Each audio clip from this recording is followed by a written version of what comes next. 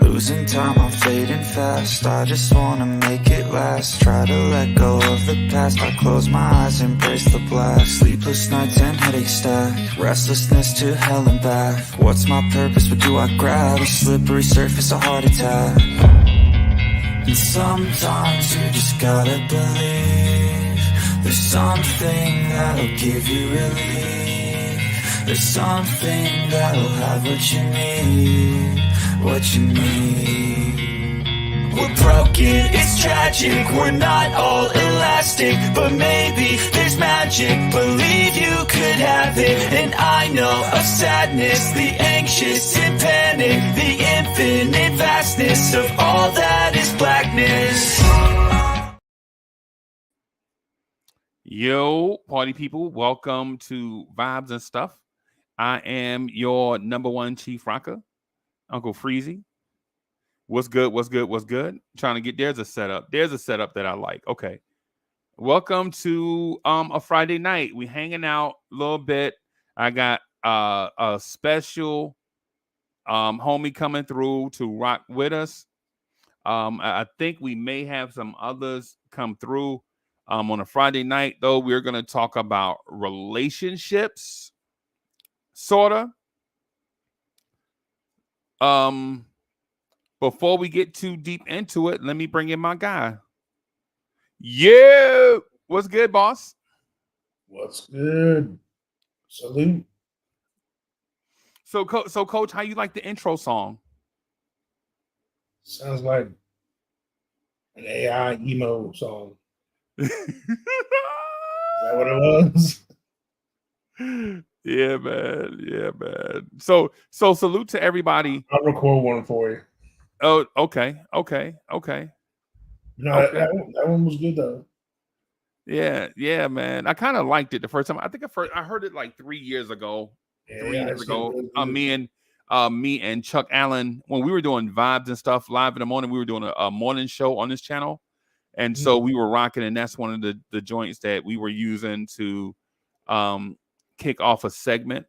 And I just grew to kind of like that song. So, but I forget I'm here with a musician. So shout out to the musicians, right? But let me do this, man. I wanna before we get into the relationship conversations, there's a song that you submitted to me called Eggs. Yeah. Would you mind if I share that with the audience? Sure, man. Go for it. All right. So I'm going to share this song called Eggs with the audience. All right, everybody. Here goes. You like that one, huh?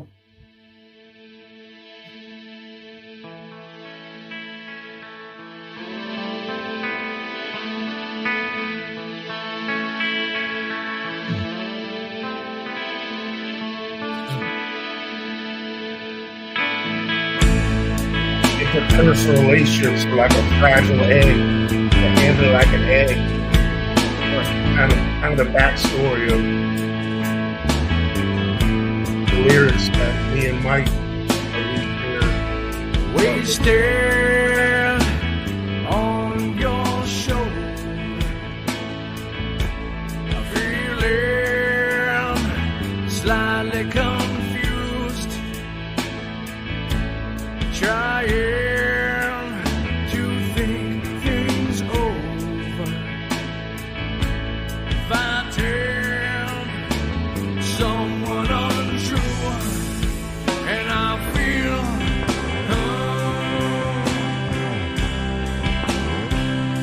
it's all been wasted time for you to totally Ribbon in the building. Luke.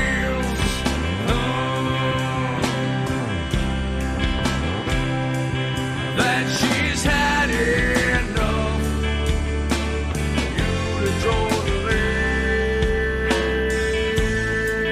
wasted you. ECU 1.25. That's a reference to rolling papers. 1.25. And JOD 1.25. Dreams I think I'll grab a beer as we scream and we plead, and I feel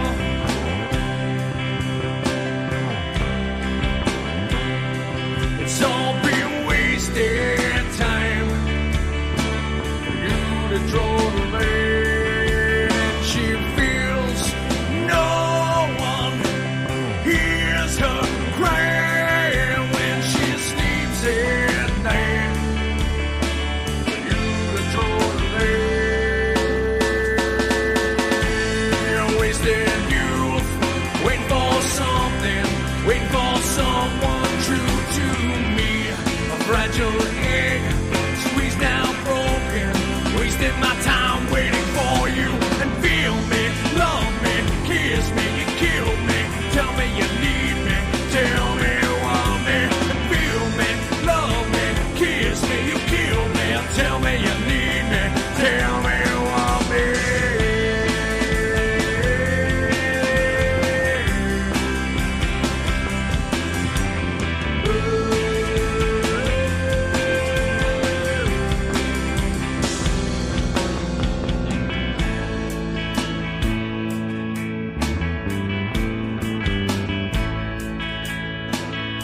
I always like my bass line to the song. Man, this bass line is crazy. Man, that song is amazing, bro. That song, it's amazing, bro. I ain't gonna lie to you, bro. That was I one think of that's our, one of the best things you submitted to us, bro. That joint fire. In my opinion. Now, I mean, I'm not saying it's the best thing you've ever done. I'm saying it's one of the best things, the best joints that I've ever heard from you. So yeah, man. Yeah, man. So I want to play another joint just really quick. I gotta give a shout out to DSJ. I told him that I talked to him earlier, and he suggested I play a joint. So I'm gonna play this joint, and then on the other side of this, I'm gonna ask Coach a bunch of questions, and then I'm gonna share something with everybody. All right, so here goes.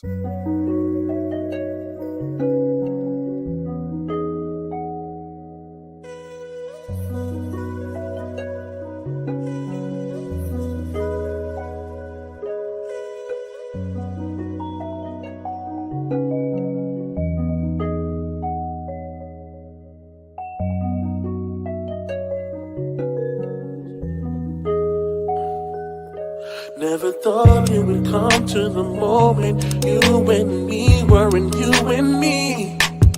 After everything we've overcome, now it's all just archives and memories. Still whispering your name, baby, 'cause I see your face when I sleep. Drowning in the sea of emotion, but the water ain't that deep. There's things left to say without being volatile. Baby, won't you just stay for a little while? You got thousands of miles between us, but I swear I still hear you listening for you, baby, for your heart.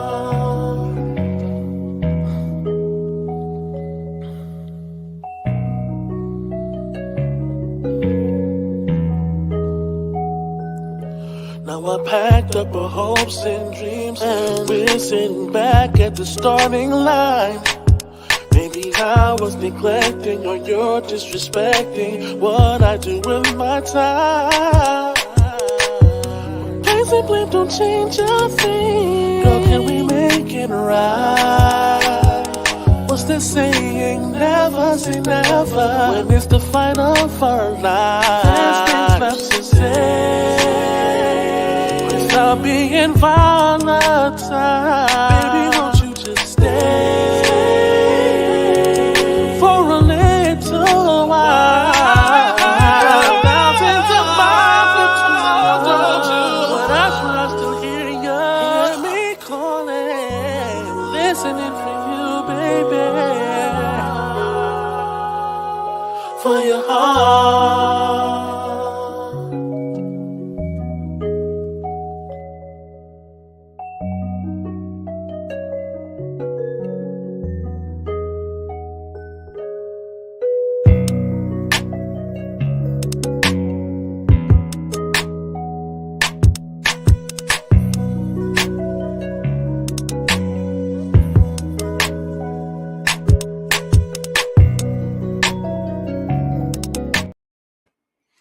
Yo, yeah, that was For Your Heart by DSJ, Delano Steele Jr., up and coming R&B artist. He has music app out on all streaming platforms right now. If you support underground R&B and up and coming musicians, check out Delano Steele Jr. on all streaming platforms. Coach, are you good at relationships, man? And I mean like romantic relationships. Like, are you good at those?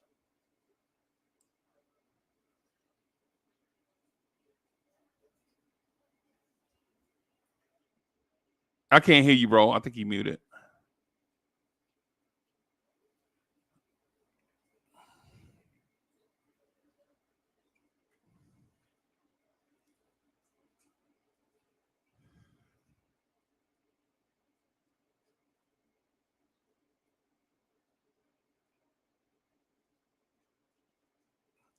So Coach is having an audio issue right now, everybody. So we're just gonna be patient. Let him work through it. Just real quick.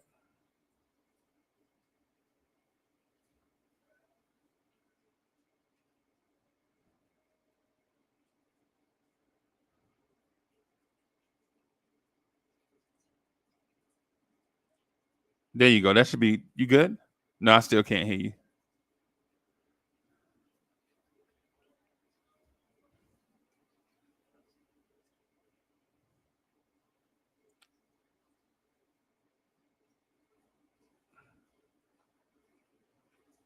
Okay, so Coach went out and he'll jump back in a few seconds. I asked Coach that because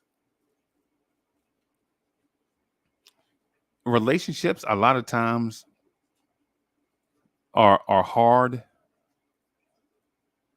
And so I have a relationship that I want to share with everybody. It's not mine. I'm not going to talk about me and Mocha up here, but it's a relationship nonetheless.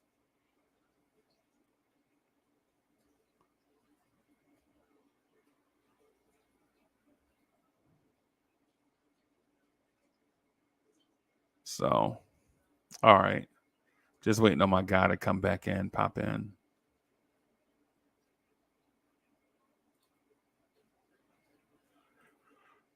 All right. Okay, Coach said resend the link. All right, I got you.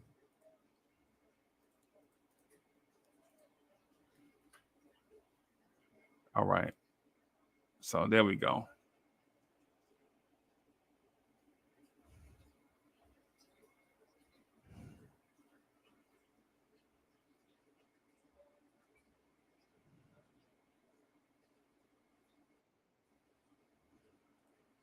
Bim.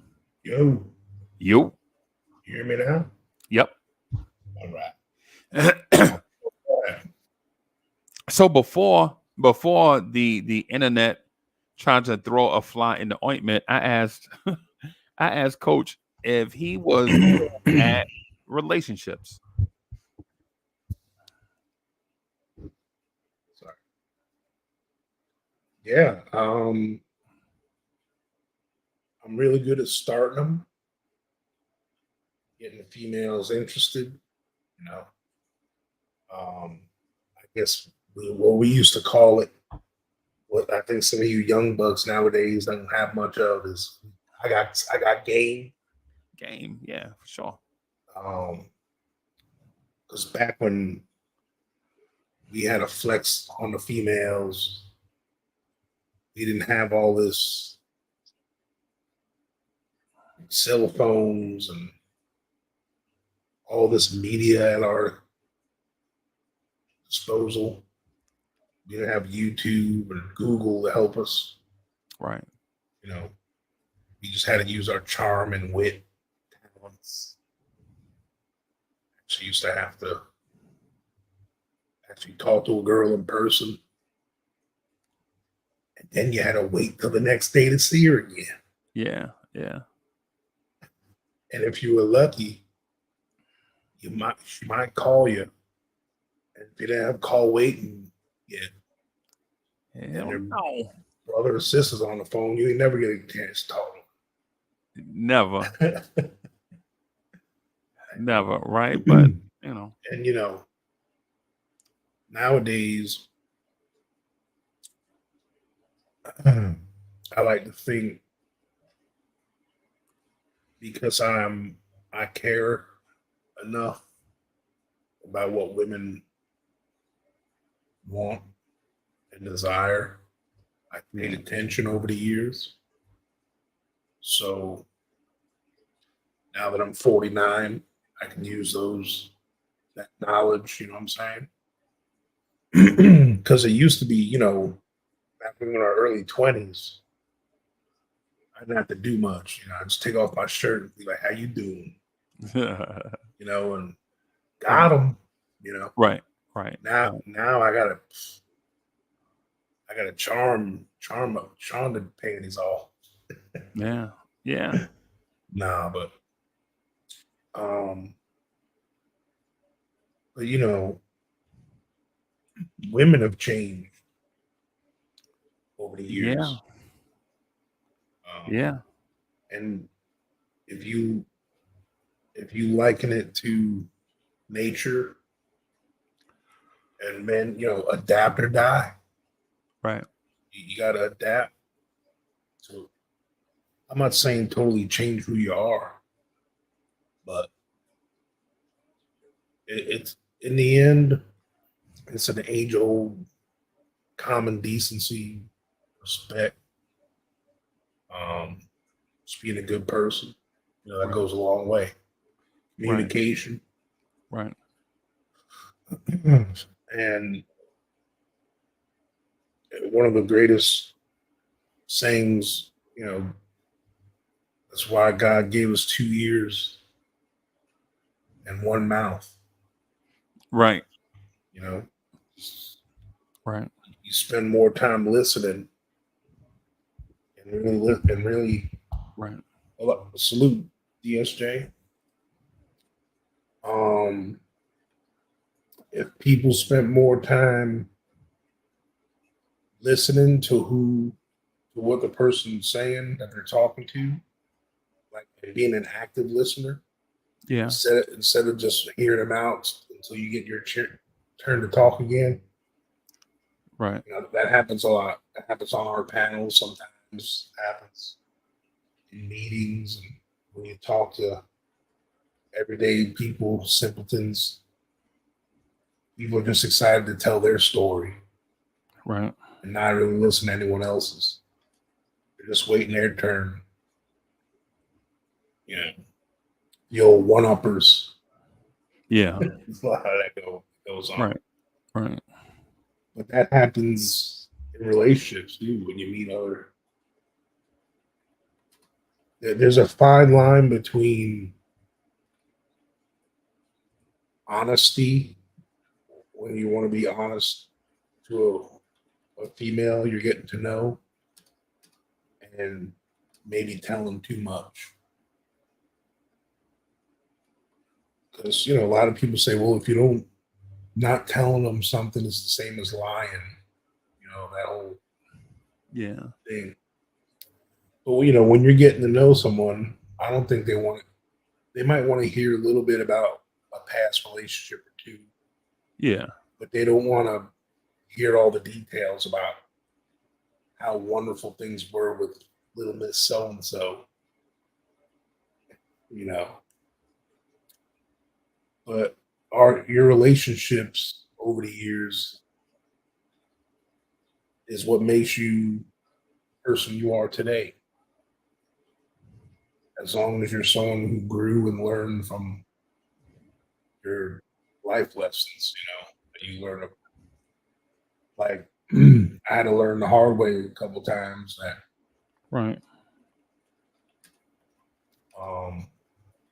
maybe instead of playing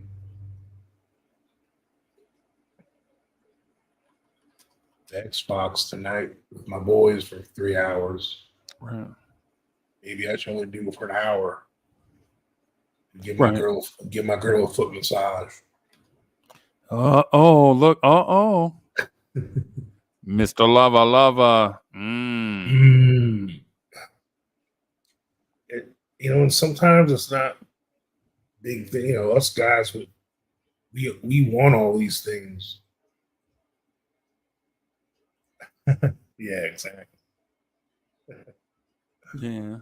Something that only it's about little gestures, Yeah. gestures of thoughtfulness. Like sometimes a girl just wants you to know you're thinking of her. Right. I mean, yeah, some dude's got bank. He can buy jewelry, buy this, buy that. I ain't trying to do all that mess. It's like Ralph Tresvant. Right. You need a man with sensitivity. Right. You need the man. I am the man. Always sensitive. That's what I can give. Right. I mean, Wow. there's nothing wrong with that. Yeah, ain't nothing wrong. Nothing wrong with that. I mean, there's also nothing wrong with a little bump and grind. Right. But no, like, see, that's the biggest thing that manly men, I mean, there's not one man in this world that I fear, period. I don't care if Francis Ngannou, John Jones, whoever steps to me. Right. I wouldn't bat an eye. So I'm the baddest dude in the world right now for 30 seconds. 30 After that, I'm done. I'm done for. In them 30 seconds, we sound like Steve Austin. Yeah. After that, sound like the Bionic Man for 30 seconds. Yeah. No. But my own personal life experiences over the years, I'm always used to being the baddest dude in the room, man, or out of all my friends. So that's a vibe that carries with me over the years, even when you get older. Right. So it's okay to be like that with other men. Right. You got to turn that shit off when you meet a female, though. Yeah. I mean, you can keep a little bit of that vibe, like that alpha vibe. You know what I'm saying? Yeah. Because some women like that assertiveness is called. Yeah. But you got to turn that off and show them how sick. Because that's one thing I taught my boys, my two sons. Like, they don't mess around. Right. You don't mess with the Malpica boys. But I always taught them to be diverse and respect respect women, other cultures, other people.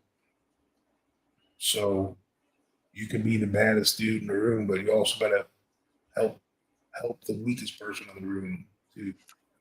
Yeah. And that's what they do. And that's how I've always been. Right. And I've gotten women because of that. I don't know if that's the secret or what, but right. A lot of these women nowadays, 6 figures, hung like a horse, look like Jason Momoa. Like, come on, man. That's like 0.5% of all the men. Yeah. How dare you be under 6 foot? Yeah. When the average man in America is 5'8". Yeah. Come on, man. Yeah. Like, what's that one dude's name? I mean, sometimes he goes hard on the women. What's his name again? That brother with the glasses, the older dude. I can't. Kevin Samuels. Yeah. Yeah, he passed away, bro. Yeah, that's a shame. Yeah, he passed away. I guess he wasn't an alpha. Nah. I mean, he was a little harsh with the way he came at him a couple times. But a couple of them women deserved it. Yeah. Yeah. You know, I ain't about calling women fat and ugly and all that stuff. I think that's a reaction. It's a reaction to the women that and no disrespect to women in general. Women, I love y'all. Right. I love some women so much, man. I got one. Right. My thing is though, I think his reaction is to the action of women that expect the man to be perfect and bend over backwards when they are not perfect and won't bend over backwards, or have bend over backwards for every dude and have the remnants of those weird relationships and carry that remnant with them every day. Yeah. Baggage. It wasn't me. Yeah. That's my, I work in the medical field as a nurse. I work home health now, but I used to work in facilities with a lot of women. Yeah. Some of them bring that baggage to work with them. Every day. Every day. Their man treat them like crap, or he's a bum. They come to work, take it out on me. Yeah. After a while, a couple of them, I just had to say, look, you can hate on your man, but it wasn't me. Right. So leave that shit at home, honey. Yeah. Yeah. Be professional. Yeah, exactly. Like when we're done with all this stuff, you want to talk, you want to vent to me and let me know what you got going on, please do. But don't be Little Miss attitude with me. You hate men's right now. Right. But back to the women size and looks and all that stuff. That's something a lot of it's human nature. We as a society, we always tend to succumb to what's pleasing to the eye. Yeah. Like we think that's what attraction is. Okay. I used to work at a strip club when I first stopped playing football. Right. Fabulous shout out to the Fabulous Gold Rush Show Bar, downtown Atlanta, off 75. I used to be a floor manager there. One of the bouncers, fancy name for the head bouncer. It was a gentleman's. I visited that. I think I may have visited. And I may be wrong, but I think I may have visited there. This may not be around the time. I don't know, but what I'm talking about is 96, 97, 98, something like that. So, but it's a long time ago. It was close around that time. Okay. There was a place called Cheetahs around the corner that was like a competition. No, but during that time, almost 2 years there, I had a lot of fun. You could imagine. Right. With many women that were traditionally beautiful, sexy, including Penthouse Pets, Club International, and porn stars and stuff. Yeah. I used to be the weekly talent. I used to come by, like VIPs. Right. And one day I just was I didn't like who some of them were as people. I didn't really feel substance from a lot of them. Right. And it was probably because I was on some drugs, to be honest with you. I had this little moment of clarity and epiphany. Yeah. I wanted to look at women differently. Like, remember the movie Shallow Hal? Yeah. Have you seen that? Yeah. with Jack Black. Yeah. Tony Robbins like hypnotized him, and he was able to see women for their inner beauty or whatever. Yeah. I kind of had my own little moment like that with myself. Right. And at that moment, I told myself and gave myself the mantra of I was going to be what I don't know. I even looked up the term. I guess the term I made up. It's called I'm a sensosexual. So when I see a woman, all 5 of my senses are equal. Right. With my sense of sight, what I see in a woman, what I hear, Right. her scent, her taste, the way she feels,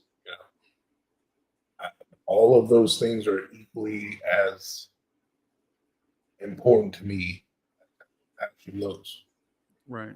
Because I've been with some banging girls that looks are a 9, personalities are 2, intelligence is a 1. You know what I'm saying? Yeah. Yeah. But yeah. I've been with some 6s and 7s, traditional 6s and 7s, but other people call them that. And the most witty, beautiful soul, make me laugh, smart, Right. check all the boxes, someone you'd love to hang out with, do sports, Yeah. tell me to start lineups of whoever. Yeah. I was in love. You know what I'm saying? That there's so what you got to start doing as men or women, really, it's all about perception. Yeah. Like, what is beauty? Yeah. What is it? Like, who defines beauty? Right. It's different all over the world. Yeah. I mean, if you look at in the past, women that were overweight, like the Venus de Milo and all that stuff, the statues, Right. old paintings, the women were full figured. Yeah. Even if you go back in our recent history, the Marilyn Monroes and the Jane Mansfields and the Sophia Loren, like Raquel Welch, these were all full figured women. Yeah. Who were like the beauties of the day. All of a sudden, this whole Barbie doll thing started.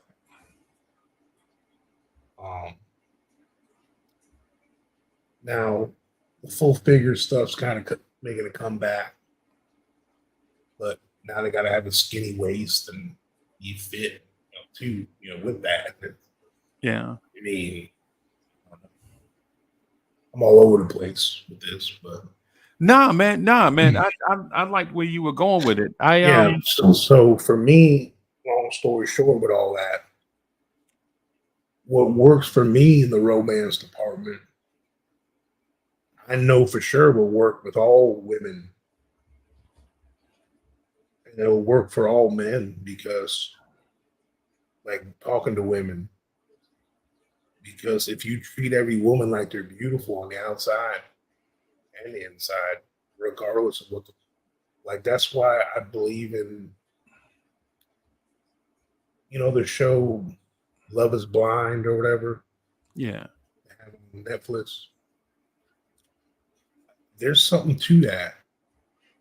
Yeah. Now they fast forward some stuff for the sake of the show and ratings and stuff. Everyone's all into that, looking to get married already. Yeah. But most of my interactions with women over these last couple of years, because of this stuff that's been going on in my life, I've been doing a lot of online and virtual gaming stuff and meeting women in those platforms. Yeah. And you'd be surprised, as long as both parties are being honest and they're not catfishing and they're really being themselves, it's actually the best way to meet another person at first. Yeah. That's why I've adapted to that. Like I'll give modern uh, conveniences props on that one. Now, after a week or two of chatting and talking, eventually you want to make sure you're not getting catfished. Right. See them on the cam and everything, and you talk or whatever. But that's the thing you got to worry about today too. The whole catfishing stuff. Yeah. Yeah. Like There are me, because there are some weirdos out there, bro. yeah, crazy. It's a shame you have to worry about that stuff. Right. Mm. Right. But those type people have been around forever. Yeah. It's so what I feel the lost art excuse me of the game. I hate that they call it game because it's not a game to me. When you're messing with people's feelings and stuff, it's not a game. But the best advice I can give somebody is just have open dialogue and be willing to be vulnerable. Right. Like, don't be afraid to express. And the worst thing you can do as a man is be someone you're not just to get the prize. Because you can't keep it up. You can't keep up who you're not. Like, because your true self's gonna come out eventually. Because every man is Dapper Dan at the beginning. Yeah. You're courting her. Yeah. You're being all Rico Suave, always opening the car door for her, pulling out the seat, sitting her down, send her little love notes, giving her little affirmations of love and compliments all day, all the little things that we try to do when we trying to get a little something, or trying to get the woman to be into me. But you can't just do that stuff for what I was saying, like not just to get something. If you genuinely feel that way, then do that stuff. If right. you don't do it.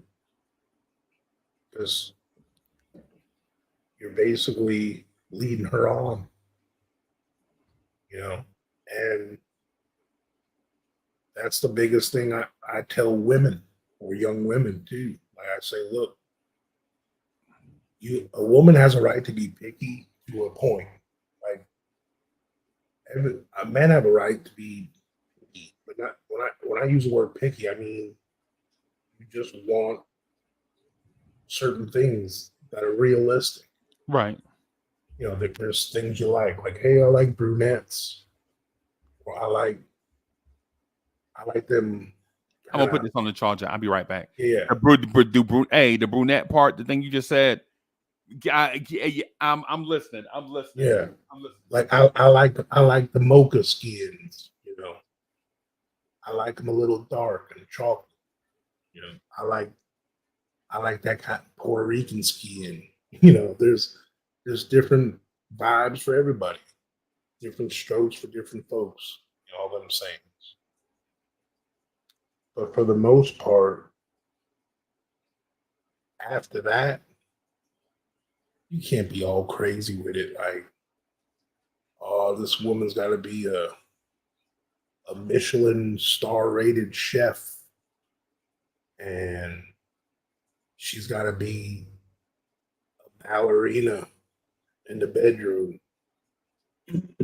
She's got to have enough. She got to be as flexible as Simone Biles. Like, you can't be all crazy with it, with all your expectations, because you got to. Us as men, we got to look in the mirror too. What we have to offer. So, in the end, your looks come and go. but who you are as a person and the vibe you guys have together when you're old and gray and wrinkled is what's gonna last forever. You ain't gonna be young forever. Gravity takes over after a while. Yeah. You know, and that's why in even to this day, can't believe they found one piece of good relationship advice from House Party when Kid was trying to hook up with Isha Campbell. And he said, when it comes to you, I always want to be friends. But when you go with somebody, you got to be friends as well as lovers. Yep. Yeah. And I tell you what, as crazy and corny as that movie was, it was a classic. It was good. Classic, bro. It was really good. Yeah. Even to this day, I love it. Yeah. That little message has stuck with me, and I've stolen it for years. I've used. I'm not saying I used the line, but I use that mentality with some my relationship expectations. Right. Because when you go with somebody like that, you gotta be friends too. Yeah. You can't just be this object of your affection and desire. desire. You're the object of my desire. She's your queen. Yeah, man. But yeah, you don't want some whatever you like, you know. Yeah. I mean, we don't have that dream. That'd be nice. I have a question to ask you about what you just said. Mm-hmm. Right. But I want to share something first. I'm going to try to keep it to less than 10 minutes. Chat, I'm going to try to keep it to less than 10 minutes, but I got to get it. I have to kind of share it in a way because I want to get y'all's opinion on what happened and my view of what happened. Because the way that it happened is kind of strange, but kind of organic at the same time. Right. So I'm going to ask Coach on the other side of this. I'm going to ask Coach about how you become friends before you become lovers. Like, how do you know you want to be friends with this person first before, you know what I'm saying, y'all smash uglies, right? But I want to share this thing first. I want to share. This is, Coach, this is a true story, hand to the man. A true story about two people that I know that did not know each other, right? You know how like there's a weird triangle, like for instance, you may know the other team's running back. Maybe he goes to high school across town, and then there's a girl at your school, and they wind up crossing paths, and then they're like, oh yeah, I went to such and such high school. For real? You know Coach Malpica? Yeah, he used to be the running back over there. Yeah, I know him. You know how like the triangle thing go? Yeah. Oh yeah. So I want to share something real quick with everybody. So again, I'm gonna change the names to protect the innocent, right? So I know a lady named Grace, right? And she was always the cutie, always a little cutie. Like I remember hearing about her before we actually went to school. This is like in the 70s, right? I remember hearing about her before we went to school. Like because my grandmother asked me, she was like, my grandmother, she was like a strong lady. She used to be in the puckwood bushes, like doing lumber. Like she had a baby in the morning and went back out to the woods and helped gather wood for the logging company in that afternoon. Mm-hmm. She was a strong lady, bro. And she was like, and my grandmother said, Uncle Freezy, you ready to go to school in August? I was like, no, Grandma, I don't want to go to school. I just want to be here with you. She was like, why? And I was like, because you cook for me all day. Like I always get snacks.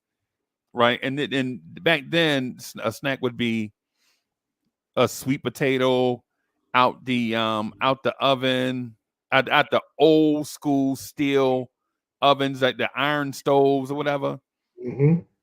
And she'll take a sweet potato and put a little bit of brown sugar, a little bit of cinnamon, and a little bit of butter on it. And it would be like a treat if I did good, right? Like if I didn't set it, because I was bad, right? So if I didn't set the world on fire, she would give me a treat, right? Like if I didn't break up all the fishing rods, or if I didn't poke a hole in everybody's tire that day, she would give me a sweet potato because I was like one of the kids that used to stay busy.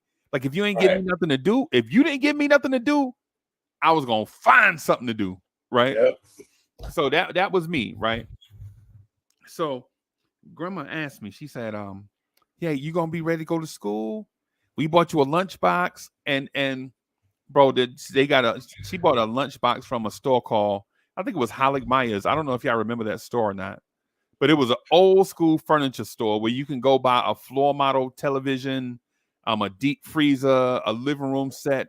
For my people watching in New York, it'd be kind of like Siemens Furniture in New York, but this was down south. Now, mind you, I grew up in New Jersey, but I spent 1 year in the South, in South Carolina, right?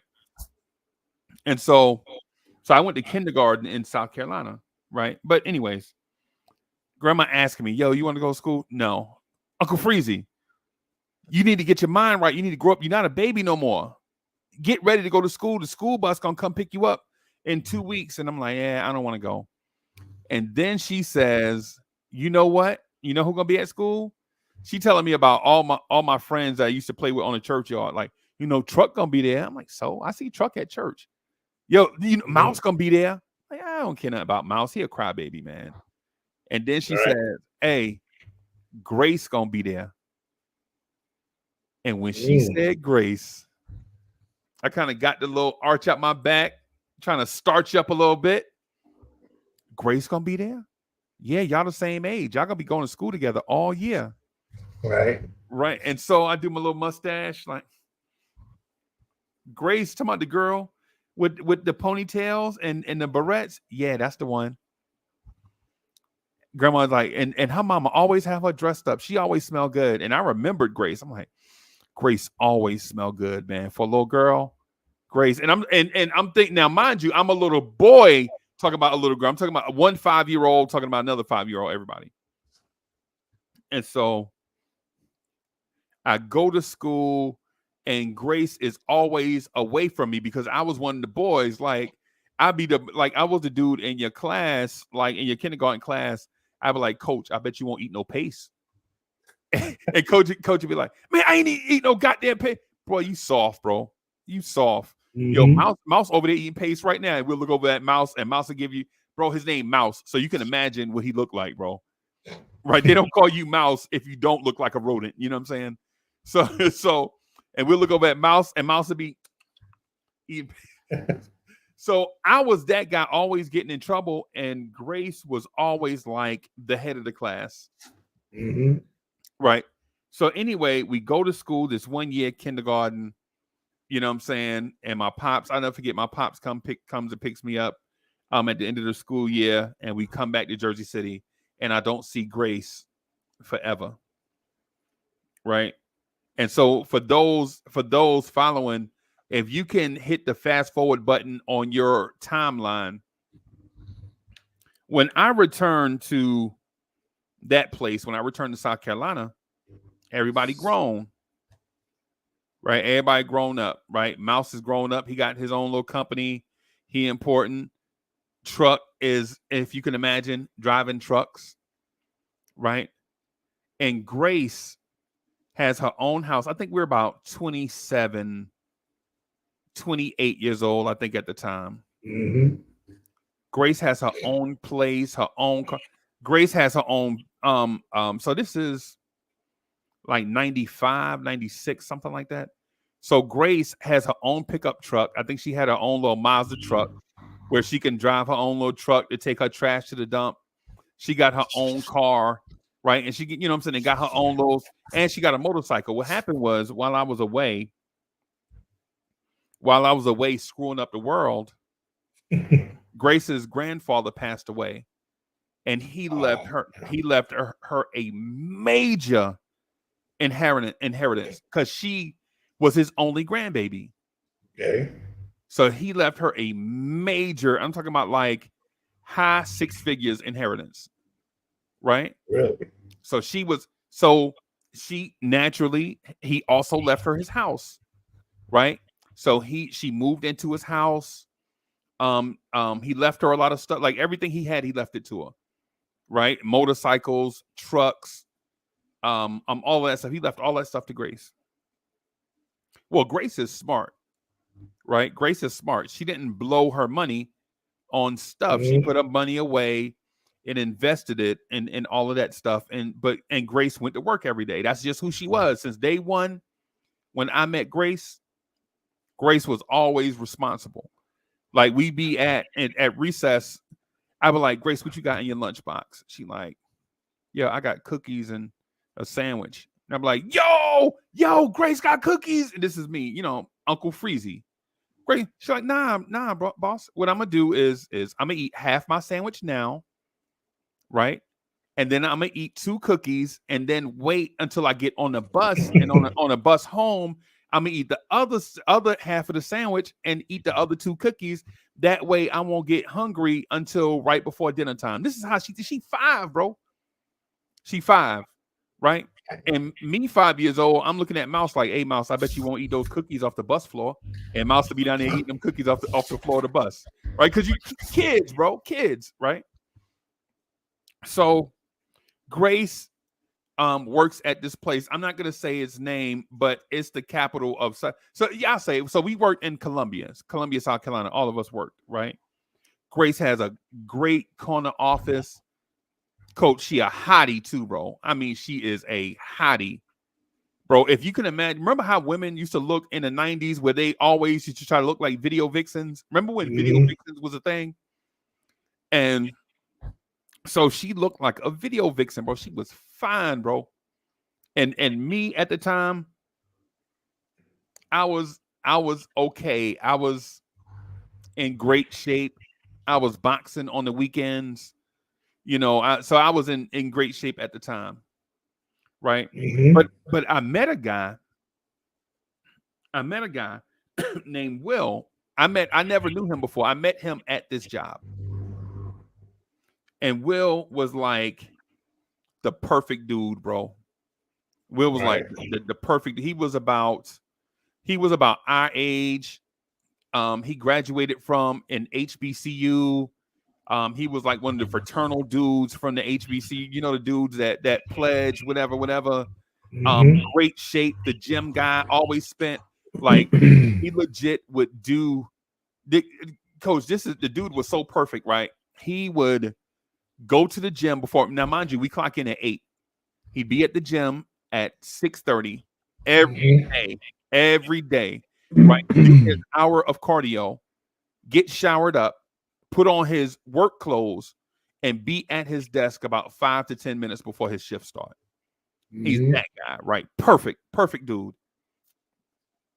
Brown skinned dude, waves all in his hair. It's getting never ash. He's like one of those black movie character type dudes where he's perfect, right? He does everything perfect. He drives like the latest car, but he keeps it clean. It's never dirty. Like he's that guy, right? And so what happens is he worked in another building, but I would see him and we just talk sports. Like if we cross paths, he'll say something like, bro, Hurricanes on the come up, bro. These Canes, bro, they 1 year away, bro. I promise you, they recruiting this dude named Edgerrin James, bro. I promise you, when he get here, bro, we gonna be such and such and such. I'm like, you never, yeah, y'all days done passed, bro. It's this is like 96 or so, right? Like, yeah, the Gators done took over. You know, I'm just ribbing him, right? Just like, the Hurricanes ain't gonna be nothing. And mind you, I was rooting for the Gamecocks at the time, right? I still do. So they offer our bosses have us in a conference room. They're like, hey, man, we got it. This is like a Tuesday afternoon. Mm-hmm. Like a Tuesday afternoon. Our bosses come into the break room like, hey, man, I need to talk to you. Talking to me and Will. And they're like, hey, we got this trip. We have this trip in Nashville. We need people to go in order to realize about saying all this stuff, right? Like, you want me to? I ain't going. Right off rip. I'm like, nah, bro, I ain't going. No. You gonna tell me on a Tuesday that I need to be in an airport Friday night? Nah, bro. I ain't going. It don't work like that. Yeah. So they get Will to go, right? So Will is going. He called his girl, no lie. He calls his girl he's like, hey, baby, listen. I was just told that I'm gonna be, and he has his phone on speaker, right? Everybody can hear him, right? He thinking, hey, baby, I'm gonna make us some extra money. And his girlfriend is screaming on the phone, degrading him on the phone. You ain't shit, you ain't blah blah blah. This was supposed to be our weekend, and blah blah blah. You don't never do nothing for me. And I'm driving this old raggedy car, and you talking about you gonna get promoted and you gonna take care of me, and you don't never take care of me. And as this lady is screaming to the top of her lungs on the phone, Grace walks in. She's like, "What's that?" And I'm like, "Oh." And you don't. And his girlfriend just continues to cuss him out, right? And so he trying to put it on take it off speaker, and he wound up and hang up. And then the phone started vibrating on the table. So he answers it. And you could hear her screaming, like, why you hang up in my face? And blah, blah, blah. And Grace is looking at Will. Now, she don't know Will. She heard about Will. I know Will. Right? So Will finally hangs up, walks out of the break room and hang up. He come back in like, hey, man, I'm sorry, y'all. Man, she always do me like that, bro. No matter what I do for her, she is never good enough. And I'm like, and I said, Will, bro, you got her driving a raggedy car? He's like, no, bro, I just bought her a new car 3 years ago. We're not even finished paying for it. And she want another one. So what's wrong with the car that's 3 years old? He was like, nothing. It's just a new model came out and she wants another car. This is what I go through every day. And I'm like, so Will, why you stay with her? He's like, I love her, bro. I love her. And so when he said that, I was like, ain't nothing you could tell this dude right now. And there's no correcting that, because if he love her and he put up with that, that's just something that he'll have to put up with. It sounds like you got to start listening to Sting. If you love somebody, set them free, bro. See, but he don't know. Like, it's a deeper part of this, right? That there's a deeper part to it. So Grace comes in. She's like, hey, Uncle Freezy, you going to Nashville? You know what I'm saying? I just need somebody to hang out with. I'm like, girl, look, if we go to Nashville, you think I'm gonna be hanging out with you? I mean, you're cutie and all, but I'm sure Nashville has other women. This is what I'm thinking. This is what I'm telling her at the time, whatever, Oh, boy. This is a coach. I mean, we in our 20s, bro. Things happen. Okay. So I tell her I'm not going. She's like, well, who's going? And I'm like, yo, my man going. It's Will. And Will is still focusing on this call. Like, he got like these tears in his eyes and shit. Like, no matter what I do for her, bro, it's never good enough. He's still reeling from this conversation, right? So Will lands in Nashville, right? Will lands in Nashville, and he gets there. He's at the desk at the, gets out of the airport, go to the hotel. It's a mix up or whatever. So he at the desk for like 45 minutes. This is before real internet, everybody. This is before real internet. Like when you legit kept everything almost on paper. You remember them days, Coach? Like when people like they have to pull out a log and all this stuff, and such and such room is clean, such and such is. So Will is at the desk for like 45 minutes, and in walks Grace, right? Grace on a separate flight. She flying first class because she's tall, right? So she's tall. She like, yeah. And if you're 5'10", 6 foot or whatever, just fly business class or first class, right? Right. So Chop Low in the building. So if you're tall, just fly first class, right? But anyway, Grace shows up, right? And Grace is there, and they're like, "Oh, you're Grace, whatever," and they have her stuff all set, right? Grace goes up to her room, and whatever. Will is just waiting, and Grace was like, "Yo, you want to come up? You want to just hang out in the lounge until they get your stuff ready? I'll take my stuff upstairs, and then I'll just come back down." So Grace will her stuff upstairs. Coach, by the time Grace goes upstairs on the elevator, takes her stuff in the room, right? Freshen up a little bit, come back downstairs. Will is still at the desk. They still got him messed up. So they go over to the lounge, and Will is like, "Yo, I don't know what I'm going to do," or whatever. She's like, "Yo, your girl acting crazy, right?" He's like, "Nah, she's not acting crazy. That's who she is. She's just sensitive.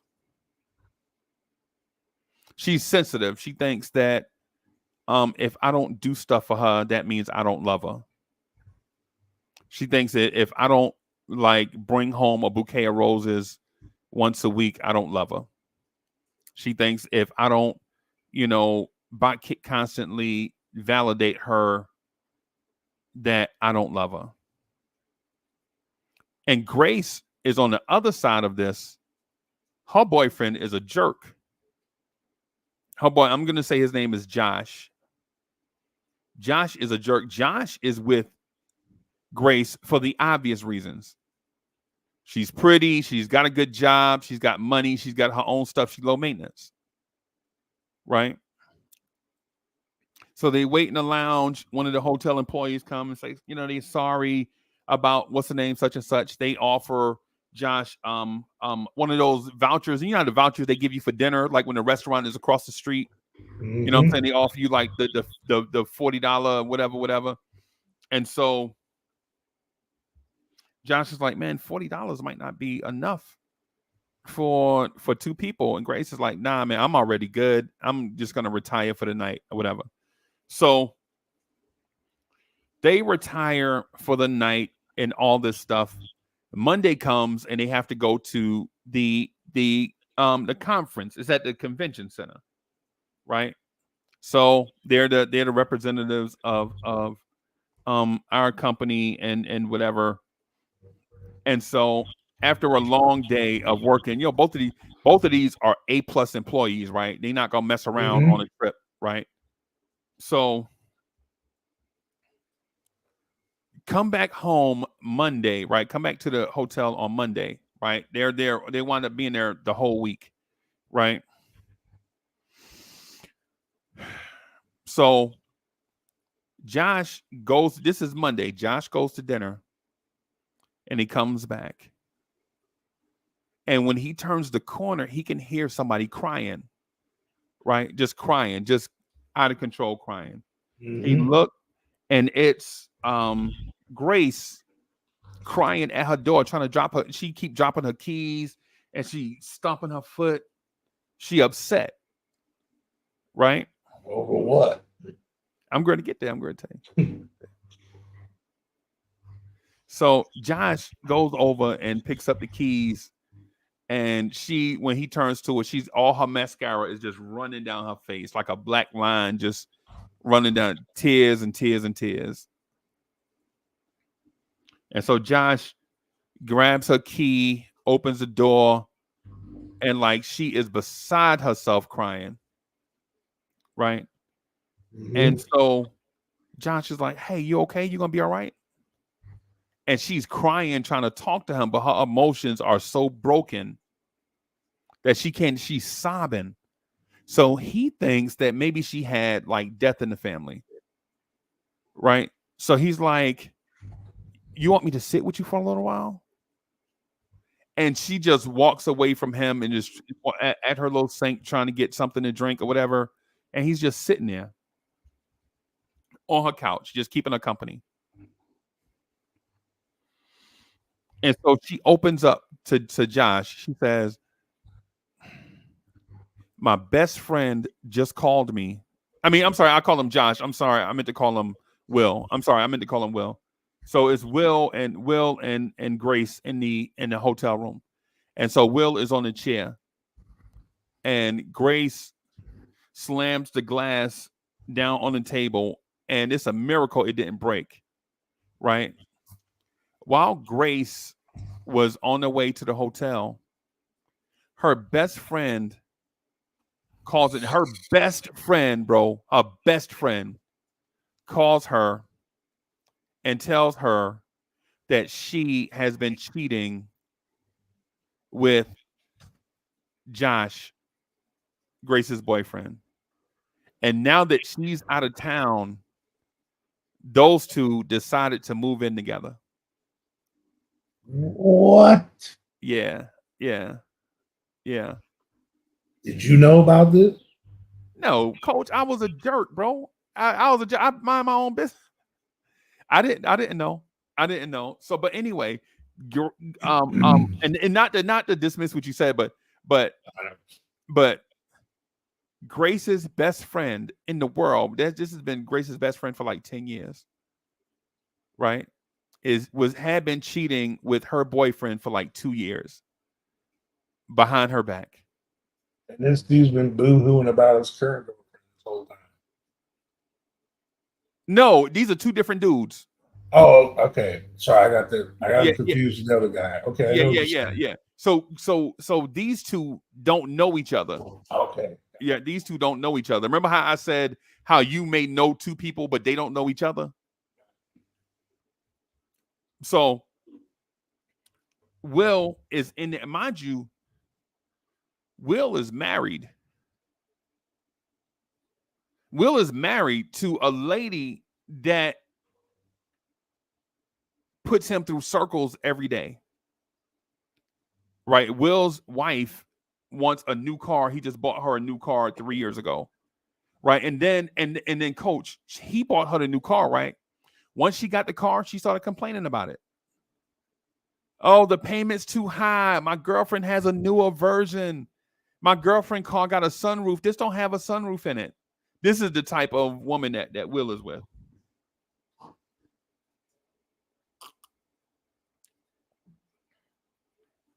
So Grace is still crying like she can't believe what happened. And so Grace gets on the sofa with Will, and Will, out of humanity, says, "Come here." You know, he just gave her a hug, like a human hug. Like, you know, when somebody going through something, you're like, hey, it's gonna be all right. So Will gives her a hug, and she just starts crying, and his shirt is soaking wet, bro. Will said that he sat there for about an hour or two and just let her let it all out.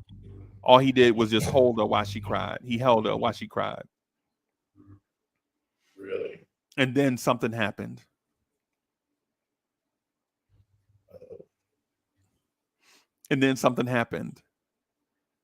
Grace made the move on Will. Like, she hugged him back. Oh. Right? And so Will felt something from a woman that he hadn't felt in about 7 or 8 years. Right? He legit felt passion. Will didn't know that he was in a relationship that lacked passion. You don't know what you're missing until all of a sudden, like he's like the scent of her was driving his hormones crazy. And every time she touched him or moved in their embrace, it just set off something. But Will is married. So Will kept trying to ease away and ease away and ease away, right? And so every time he would ease away, she would just start crying, right? She'd just start crying and crying. And so finally, Will got up from her and was like, hey, listen, let me do something in the room and then I'll come back. That was his way to get away from her, right? Mm-hmm. So she was like, okay, I need to pull myself together anyway. So Will leaves, goes to the room, and he's pacing like, oh my God, it's gorgeous. Damn, she fine, right? And then he trying to figure out what's going on with me. Why am I being attracted to her and I'm married? Mind you, this dude has never cheated on his wife, won't even argue with her. Whatever she say, go. Right? So Will's like, I tell you what, well, maybe it was just a moment. We just got caught up in the moment. What I'll do is I'll go over there and check on her to make sure she ain't harmed herself or did something crazy. And then I'll come back over here and I'll call my wife. Right. So Will, you know what I'm saying, takes his shower from work and put on some, lounge clothes, like jogging pants, a t-shirt or something. Coach, you know how it is when you get in from work, you just change clothes or whatever, and you're just gonna be you're gonna be chilling for the night or whatever. So Will, he even though he lounging, he's still gonna get fresh. You know what I'm saying? He not like me. When I say I'm lounging, bro, I'm lounging. Right. When I say I'm lounging, I'm throwing on a Knicks t-shirt, some Mets baseball shorts, and some slides. I'm chilling. I might not even put no socks on, right? That's me. I'm chilling, bro. When Will lounging, he gonna put on like a Jamaican soccer tracksuit. You know what I'm saying? You know what I'm saying? It's some Adidas. You know what I'm saying? So he changed clothes, and then he stand in. When she answered, he go knock on the door, like, "Hey, it's Will." Being mad husband appropriate, right? Right. Knocking on the door. Hey, it's Will. Trying to let her know or whatever. Coach, she like, just a minute. She come to the door, and before she gets to the door, Will can smell something. He's like, oh, what is that smell? God damn. So she comes to the door, right, with cut off jogging pants and a football jersey. Remember the old cut off football jerseys? Oh boy. So she comes to the door in that, right? Nothing else. Just that. Out of a movie. Bro. Will is like, step back from the door, like, hey, I just came over to check on you, make sure everything was all right. I'm ready to go back over here and call it a night. I'm going to call my girl and just get ready for work tomorrow. And so she was like, I tried to call her back and it keep going to voicemail. And I tried to call him and it keep going to voicemail. Right? So she telling him these things and he's like, oh boy, it's going to be a long night. So he's like, hey, you want to go downstairs to the lounge and just maybe get a drink or two or whatever? She's like, no, I don't want to do nothing. I can't. She just like trying to process all this stuff that happened to her. Right? Because she remember her life has been perfect. Right? Her life has been perfect since kindergarten. She was the one that lived that perfect life. Right? And so she's like, I don't. She's like, just go call your girl, man. I'll see you at the convention center in the morning or whatever. And then she just busts out crying, like tears just everywhere. Like she can't even hold herself up. This sounds like a Tyler Perry movie, bro. This is real. I don't watch Tyler Perry movies, bro. I don't watch 6'5" dudes put on. That ain't me. You just live one. Yeah, it's life, bro. I got like, bro, I have like 40 of these stories, bro. I'm just sharing this one right here, though.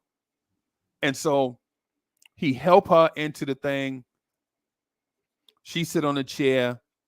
He sit down. He like, what are you gonna do? You gonna cry all night? And he was like, I just need somebody to be with me. So Will's sitting there, and then she crawled over, right, and then just lay in his arms, right, and she'll stop crying for a little while. She'll do her hair a little, like move her hair a little bit, all of this stuff. And she just reach up, right, and kiss Will on the lips. Bim. Right? Crawl in his lap. Bim. And she started doing the mature stuff to Will. And Will, in the first few moments, is like fighting it, trying to kind of push her off, but not be pushy, whatever.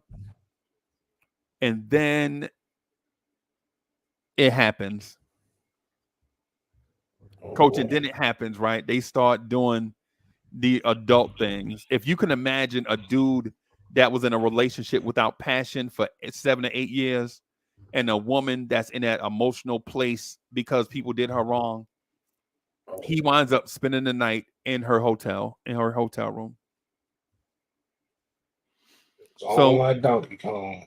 Yeah. And every time he wants to stop, she wants to keep going. She want to try to grind away these feelings, right? And so he finally leaves, right? And he calls his wife. It's like 5:45 in the morning, right? Like 5:45. He about to get up, go to the gym, do all that stuff before you go to the convention center and all that. His wife answers and it's like, what are you doing calling me this time of morning? Right? He's like, what? And she's like, what are you doing calling me this time of morning? I was sleeping. And so he's like, yo, you my wife. I'm supposed to be calling you. She goes off on him and tells him that she is getting ready to pack up they 2 little babies and go to her mother's house because he don't treat her right. Right? So Will, at that moment, Will is like, yo, screw all of this job, work, all that stuff. I'm ready to go home. Right? And she's like, don't come bothering us. Let me go. And so with these 2 things on his mind, right, he worked out the rest of the week. He tries to avoid Grace as much as he can. But I think they may have done it one more time before both of them got on a plane and came back to Columbia. Right? I think a Thursday night or something, a Wednesday, and she snuck over there, and you know what I'm saying? And they wind up the same thing. Right? So they get home. She goes to her place. She finds like her cars have been like her girlfriend vandalized her cars in her yard. Right? Will goes home to an empty house. And when I say everything is gone, bro, Will said, he was like, yo, Uncle Freezy, when I say everything was gone, he was like, yo, that bitch tried to tear up the carpet, but it wouldn't come up. Like she tried to take everything, bro. Everything in there. The only thing he said was left was like a Hardee's cup. You know how you get your thing from Hardee's, the little plastic cup or whatever? Mm-hmm. Your meal. So he goes to her mother's house, right? He goes to her mother's house and they see his car pull up. And her father come out. No, you're not going to keep mistreating my daughter. And Will is like, how did I mistreat your daughter? He like, sir, just tell me how I mistreated your daughter. And the father and her father was like, She complained about you all the time. She said you won't do such and such. And then, like, when the father started realizing the thing, he's like, yo, this just sounds crazy. Let me talk to her. The mother's like, no, we're gonna call the police, right? But Coach, Will never put his hands on her. All their bills were paid all the time. He always bought her stuff. What it is she wanted more than Will can provide or was willing to provide. Right? The father's like, no, she ain't ready to talk. So Will goes back to his empty crib, right? And the phone rang. Right? He like, damn, this is an unfamiliar number. This number ain't saved. Shit, I ain't got it. I'll answer it. He answers the phone, right? Guess who it is? The other one. It's Grace. She like, yo, are you sitting down? And I'm like, of course. I can't sit down. I ain't got nothing to sit on. Right? She's like, sit down. And he like, for what, bro? Will is like, hey, it's not a good time. It's not a good time. It's not a good time. If this is work related, I'll holler at you Monday. She like, no, this ain't work related. He like, so what is it? Why are you calling me on the weekend? I'm pregnant.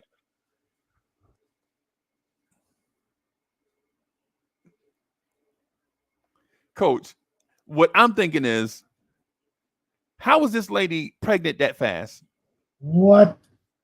How was this lady pregnant that fast? Right? This is what Will tell. He's like, bro, she must have she must have like a speed coochie or something. How's she pregnant that fast? Right? Super uterus. Super uterus, bro. But you know what though? I know Grace, bro. I've been knowing Grace for 50 plus years. Grace Grace is independent, bro. She don't be bullshit. Why she try to? She don't need to trap a dude, bro. Remember, she already set for life. Yeah. What does she need to trap a stranger for? Right? This is what I'm telling Will. Like, Will, she ain't like that, bro. He like, bro, she must have, yo, ain't no way. So come to find out, bro, she is pregnant. Right? This is their thing. Like, Will is trying to get back with his wife that wants to divorce him for nothing. The lady at work, his co-worker, is pregnant with his child, and then every day you got to see Uncle Freezy in the break room. Oh my God. so drop my phone, sir. so can't make the stuff up. Bro, hand to the man, bro. So Will's dilemma is, how do you repair the relationship with the woman that you love and then have to tell her that you just had a baby, or you're having a baby with the lady that you met on a business trip? See, both of their lives, in their mind, both of their lives are over, because Grace lived her life independent. No kids. She can go wherever she want, do whatever she want to do, all of that stuff. And Will is in love with the love of his life. He just got to figure out how to get things back to the way that how to get things back to the way that they were when he first met her. Right? So funny you're using these names. Talking about Will and Grace. Will and Grace. I couldn't think of. I don't have an imagination, bro. It's just Bobby and Stacy. So I don't have it. So okay. So Will is trying to get back with his wife, right? He trying to get back with Tracy, right? By the way, you lied. You said 10 minutes. I know. I'm sorry, man. It's juicy. It's juicy though. I don't mind at all. I'm hooked into it. But I do gotta pee though. Ew. I'm talking to the chat anyway. I'm trying to hold it. I'm talking to the chat anyway. I want to hear the rest of the story. So okay. So here's the thing. Here's how the story ends, right? Josh, the dude that cheated on Grace, cheated on everybody. And what happened is, and this is the unfortunate part, Josh died in a motorcycle accident, right? And at his funeral, it was a bunch of ladies there crying because they thought Josh was their one and only. Come to find out at the funeral, it was like 3 or 4 women that he had been messing around with at the same time, right? Will and Tracy never get back together, right? They get divorced. They agree to do stuff 50-50. The thing about Tracy that they didn't know at the time is she had a disorder, right? She had a disorder. And back in those days, if you had like a mental illness or whatever, people thought you were crazy back then. Mm-hmm. Like, it's not like now where we understand and appreciate certain stuff, right? Back then, I'm still listening. Go ahead. Yeah, it was like something, right? So Will gets divorced, right? He gets divorced. He's still single to this day, right? Grace finally gets over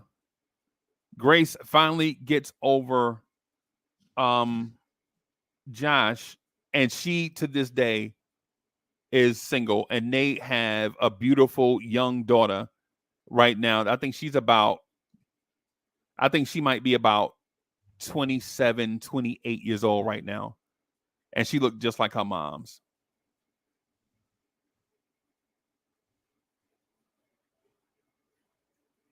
So that's my relationship corner, everybody. Otherwise is in the building. Salute. Peace, peace, peace. So at the end of the day, a man that was living his life in a perfect way, right, was so regimented that he couldn't tell that his wife was going through something undiagnosed because he was so regimented, he couldn't read his wife. He thought something was going on with her, and it was, but it wasn't what he expected, right? And then there's the wife that was clamoring out for help, and Will couldn't understand what she was clamoring out for, but she had no way to describe the stuff that she was going through. But she was diagnosed with it later, and they wound up becoming friends after that. Now, they never got back together.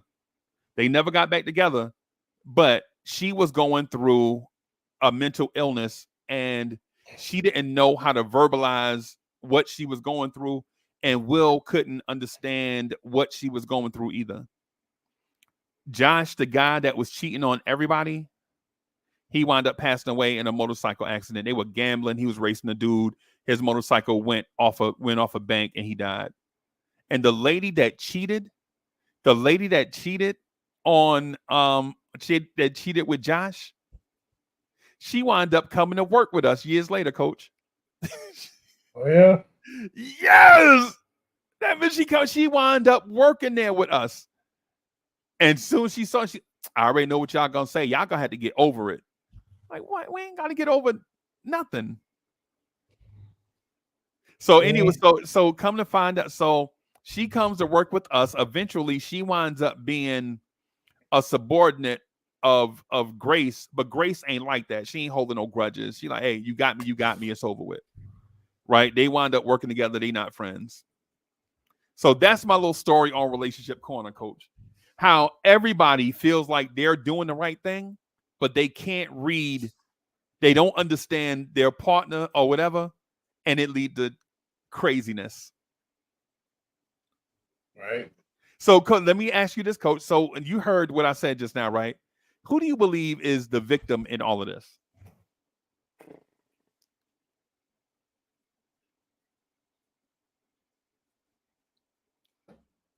Was homeboy involved in his daughter's life? Huh? Talking about Will's wife? No, was he involved in his daughter's life that he had? Yeah, he a good, yeah. Okay. Yeah, of course he take care of her. He regimented, but he can't help it. He wired like that. They're all victims. Yeah, he was he ain't a deadbeat, bro. He definitely that dude, bro. Bro, I'm telling you, if you got a flat tire right now, bro, he'd be like, yo, Uncle Freezy, man, coach on side of the road. And I'll be like, Coach ass in Florida, is you crazy?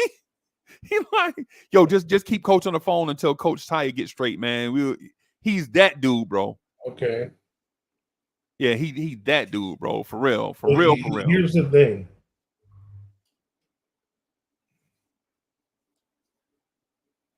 Your boy, he's the original victim until this situation turned into fool me once, blames on you. Fool me twice, blames on me after that situation. So in the end,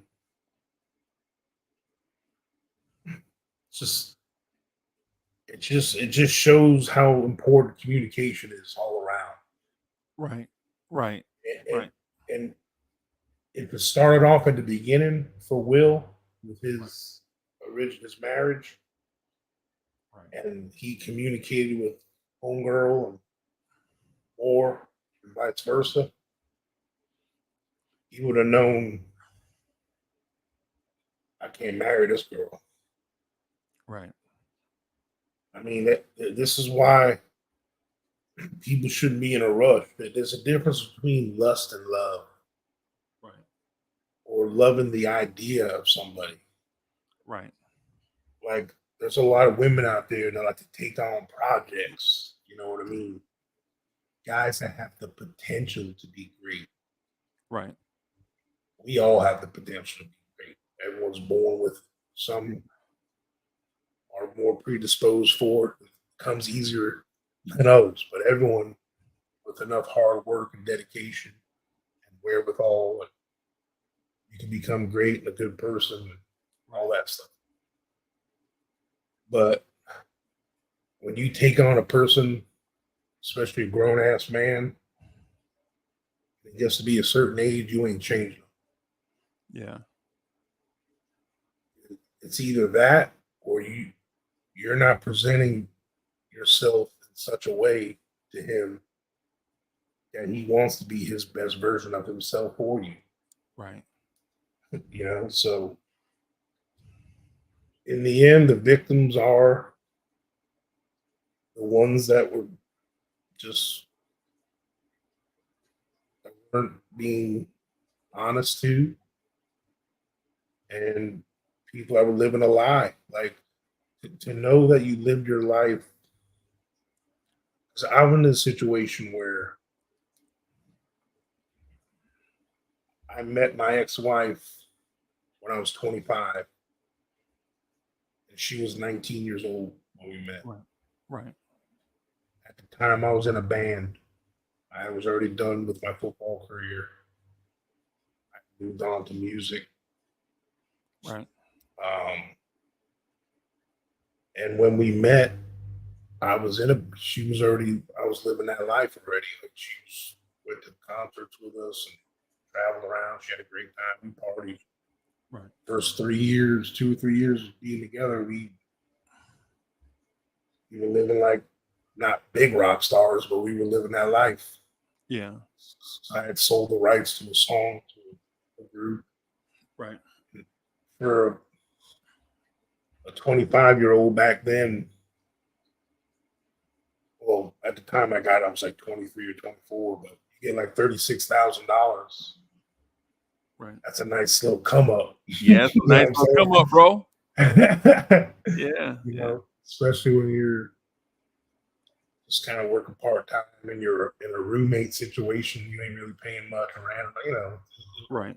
I was Waffle House on me tonight, boys. You know, Yeah. Had the thing a couple times, you know, when I first got it. Right. So when I met her, the ends of that were kind of trickling, you know. Right. And I was making enough to get by. I worked part-time and did the music stuff. But then we got engaged, and all of a sudden, she knew who I was when we met. And all of a sudden, that mature woman switched on her. Right. All of a sudden, me not being a real rock star that makes real money wasn't good enough anymore. Right. Right. So I had to go get a real job. Right. So then there's my passion thing that makes me who I am, part of who I am.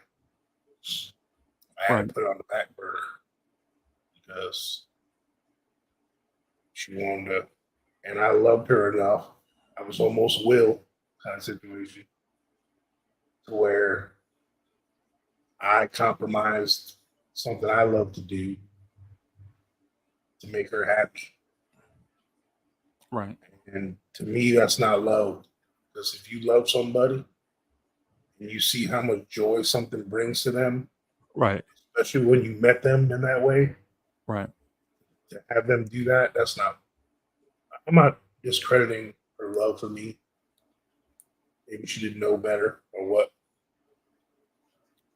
But that's, you won't do that to someone you really love that way. Right. So anyway, so that was the first time when I think back on my marriage. Right. Where I resented her a little bit, even though I didn't act out on that resentment. Like later, when things started getting rocky in our marriage, that was my go back to where it all started. Kind of, it was festering, you know? Yeah. And then when you're living it, you don't think about some of the things. And then you think about all the little things. Like, he wasn't always thoughtful. Like I was. Like, if I went to like 7-Eleven, right, I knew she loved Nutrageous bars. Right. You know, the Reese's Nutrageous, like they don't always sell this, not everywhere. Yeah. If I was at 7-Eleven and I went in to get me a drink and get some gas, I was like, ooh, they got Nutrageous bars. I thought of her and grabbed one. Yeah. You know what I'm saying? Yeah. Bring it home. Hey, look, honey. Oh, you know. Yeah. I didn't get that in return. And the thing is, Ooh. I didn't expect it, but I kind of did. Like when I thought back on it, like I was very easy to please. Like for me, right, I always joke around. This is one of my little go-to joke arounds with a woman I might meet. I go, look, I'm easy to please. I'm so easy to keep happy. Most men are. Right. There's two things you can do, and you'll keep me happy. Just out of the blue. Doesn't have to be every week, every other week, maybe, or something, every once a month. Just make me a random sandwich. Yeah. And just hand it to me. Hey, baby. Yeah. Here's a sandwich. Oh. Oh, damn, girl. Ooh, wait. Ooh, yeah. Oh, yeah. That'll hold me over for a week, couple weeks at least. Yeah. Smile on my face. With some hard salami on it. I like hard salami. Yeah, yeah. You know with some hard salami. Yeah. Tomato. Even what? some Genoa or some whatever, you know. Yeah. And then the other thing, hey, we're adults here, we're men. Just I'd be sitting there watching the game, watching the show, whatever, doing something on the computer. You just put your hair back and do and whatever. Yeah. Just out of the blue. Yeah. No rhyme or reason. Just, you know what I'm saying? Right. You initiate. Mm-hmm. Yeah. We all, men, you were talking about equality. Why don't y'all initiate once in a while? Yeah. So I always got to be Casanova. Right. Being Romeo ain't never been friends. Can't you see how much I really love you? And I'll sing it to you time and time. Yeah, man. Yeah, man. No, but so like for me, especially when I felt like, like remember Cosmopolitan, the magazine? Yeah. Everyone was it was always in the bathroom. I would be thumbing through it. Yeah. I had the perfume, Yeah. all the pretty women in there and stuff. Yeah. Then sometimes they'd have those quizzes, the Cosmo quiz. Yeah, I remember that. About your man, your relationship, and all that stuff. And there'll be a score at the bottom where you just check stuff and then I know. Like, honey, you gotta run. Yeah. 0 to 8. Yeah. 9 to 15. It's like, this might be a keeper. Yeah. Oh, you gotta put a ring on him. That's something. Or whatever. So I used to look at those, read them. All right, that's what they want. You know what I'm saying? Like, but I would kind of look at it and answer them. Hey man, I do pretty good on this quiz. Like, cause I do all these things. Yeah, man, I'm pretty good. You know what I'm saying? So I felt like I was doing everything I could do. Wouldn't most women like their man to cook? Like, I can cook, man. I can throw down, bro. You know what? Let me. The thing with women, I think that might be what you just said right there. I'm not going to say is wrong, but I think we may miss the mark on it. Right? I think what women want more so than a man that will do women stuff. I think women want men that will come out of their comfort zone and do stuff they're uncomfortable doing. Right? Like for instance, changing diapers is not hard, right? But if a man changes a diaper, like say if your girl is watching Dynasty, you remember that old TV show Dynasty? Mm-hmm. And the baby start crying and you smell the dump truck pass by, the baby need the diaper change. Oh boy! If you get up and change the diaper so she can finish watching her scene on Dynasty, bro, they appreciate shit like that. They like stuff like that, right? Like if on a random school morning and your girl is slow to get out of the bed, but the kids got to be ready for school. If you get up and get the kids ready for school, where she don't have to, she'll appreciate stuff like that, right? For instance, your girl having a rough 7 to 8 months at work. She having a rough 7 to 8 months at work, and I'm not gonna get into why. I'm just saying if she having a rough 7 to 8 months at work, it could be for whatever reason, and she get off on Friday and don't have nothing planned, and she see those bags by the door. She's like, "What these bags by the door for?" Hey, listen, I'm going to drive you to. If you're in Florida, some destination. Say if you're in Florida, hey, listen, I'm gonna drive you out to Davenport. I got an Airbnb over there. We're just gonna live like a king and queen for the next day and a half, 2 days, whatever. We're just gonna eat out every day. And she can be like, but what about the kids? Like, what about them? I'm sending them to my mother's house.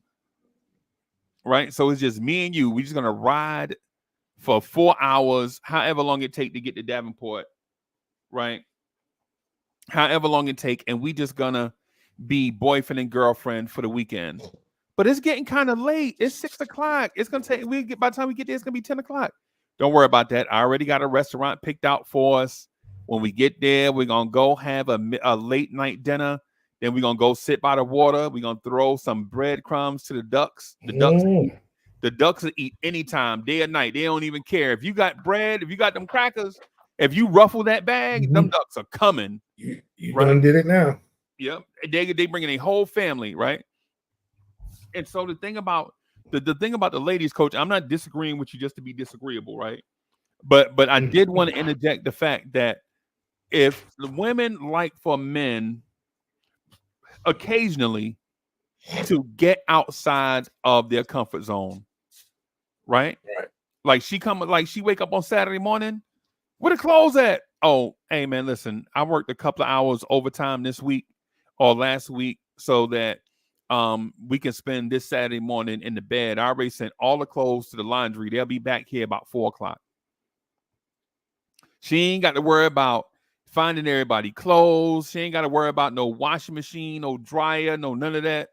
She can legit just chill out for once, right? For once, she could just chill out, right? Just chill out, or get outside your comfort zone. Invite all her girls over, right, and let them have a good time, and then you just cater.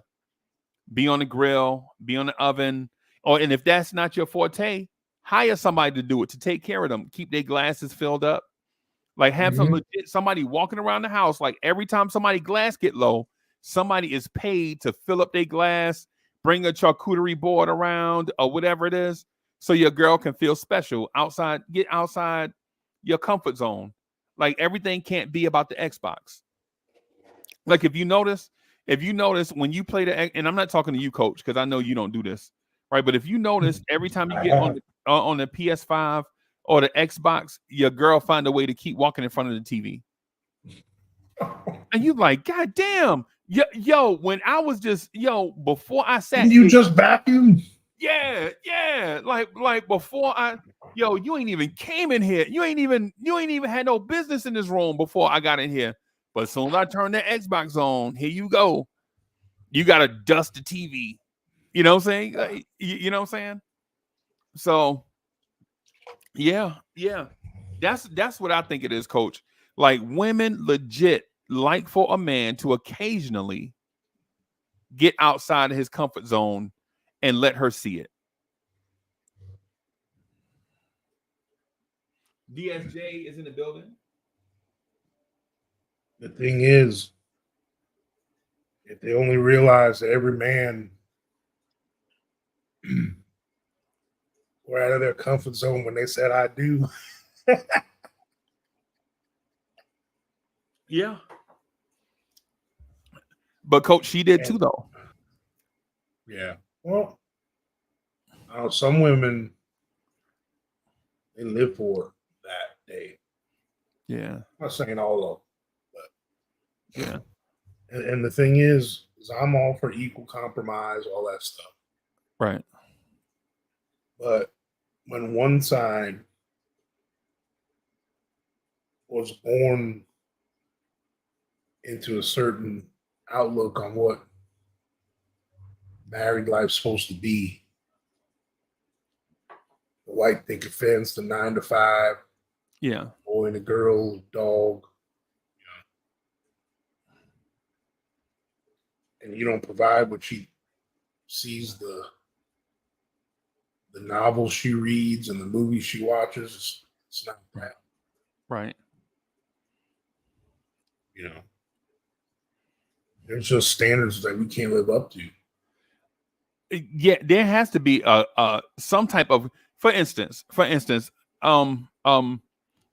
me and Mo used to watch movies together, right? And this is when I was a jerk, right? But I didn't know I was being jerky. I was just being myself, but I had to learn, right? We would go to this place called Blockbuster Video.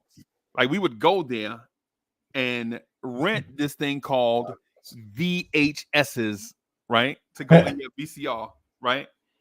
And Blockbuster, as soon as you walk in, they had have a sign that says, "Be kind, please rewind."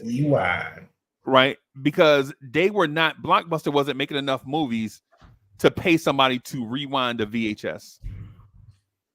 So they asked their customers to do it, and they would charge you a fee if your movie wasn't rewound. You remember that, Coach? The $1 fee? Like if you turn it in late, it's $1. If it's not rewound, it's $1. And you like, all these people walking around, y'all don't have somebody full-time just rewinding movies to VCRs, just rewind it to the beginning. See, I was lucky because I begged my parents to get one of the rewinders. Oh. The extra one. But we also had that fancy RCA one. Oh. As the movie ended, it would start rewinding. Auto rewind. I remember that. Auto rewind. Yeah, I remember that. I just couldn't afford to pay that extra $50. The RCA, that one, no lie, it was $249, bro. And the one I wanted was like $189. The one with the digital display instead of buttons. But anyway. So every time me and Mo would go to the movies, I would pick out all the movies, right? I mean, Exterminator 2, Conan the Barbarian, Rocky 3, you know what I'm saying? So I pick out Top Gun, Full Metal Jacket, like I pick out Time Cop, you know what I'm saying? New Jack City, like I pick out all the movies. And one day she's like, yo, you gonna let me pick? And this is like, we had been together for like 3 or 4 years, right? And I mean together, not just bumping uglies or whatever, but like together. And she asked me one time in Blockbuster, she was like, hey, can it be my night to pick out the movies? And I was like, no, woman, what's wrong with you? You gonna pick out them sappy movies? Ain't nobody wanna watch The Color Purple. You know? And so when I said it, everybody in the place stopped and looked at me. And then I looked at the love of my life, right? In the softest, most gentle and humble sense, she asked, hey, you mind if it's my turn to pick out movies? That's how she asked me, right? Right. And me being Mr. Macho, everybody stopped and looked. And at that time, I was like, I'm sorry. I apologize. Because she asked in the most humble, innocent, caring way, right? And then I thought about all those Friday nights in a row that we went to Blockbuster. We got in the car, go to Blockbuster, find out what our budget. Maybe our budget was like $30 for a date night. And Blockbuster, you can rent 4 movies for $20. So with the you want to watch Blue Chips, bro, I'm telling you, bro, that's what it was for years. And all those Fridays, it was me taking over, and she was just there. She didn't complain not one bit as I picked out all the movies every Friday. And that one Friday she asked me, I acted like a jerk. And then I thought about it. I was like, oh my God. Not just this time, Coach, but every Friday night. Come to America.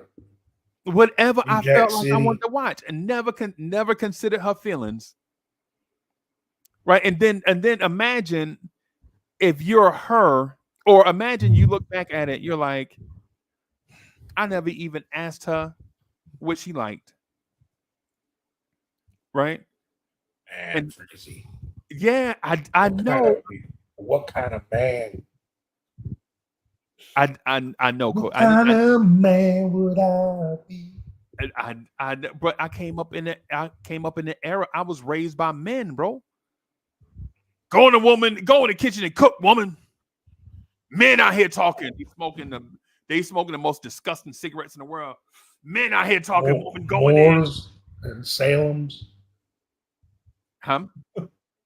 I said Moors and Salem's and Newports. Winston's. Yeah. Benson and Hedges. Yeah. So, but yeah, she asked, and that right there set me on the path of getting my spirit right on how to be in relationships with friends and family and the romantic relationship, and how to treat people, how to pass the mic, so to speak, share. How to share, like how to share in the moment, like instead of us going to Blockbuster, right? Because this is another thing I asked. Like it never dawned on me that maybe she didn't like going to Blockbuster. Maybe we should have just took that $20, went to the movies, right?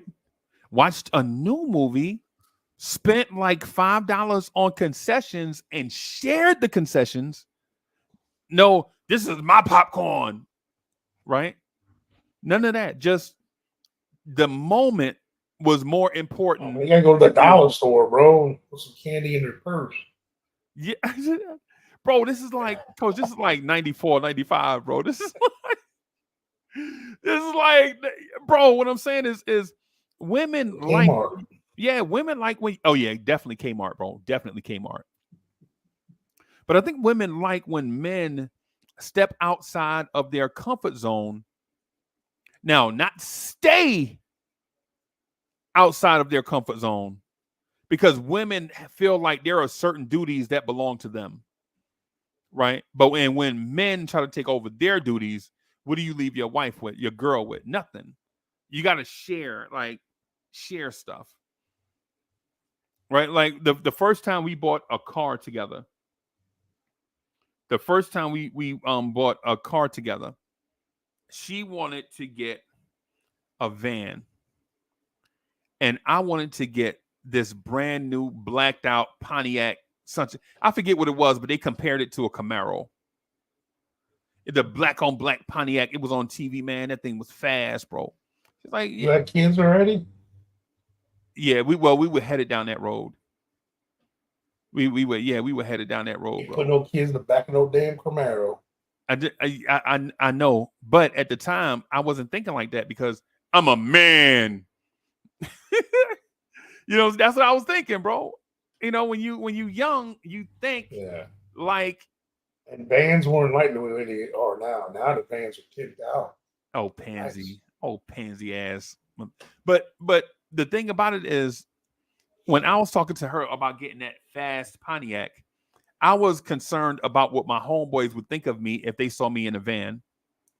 And I wasn't thinking about how my wife would look at me, how my girl would look at me if we got that van and did something fiscally responsible.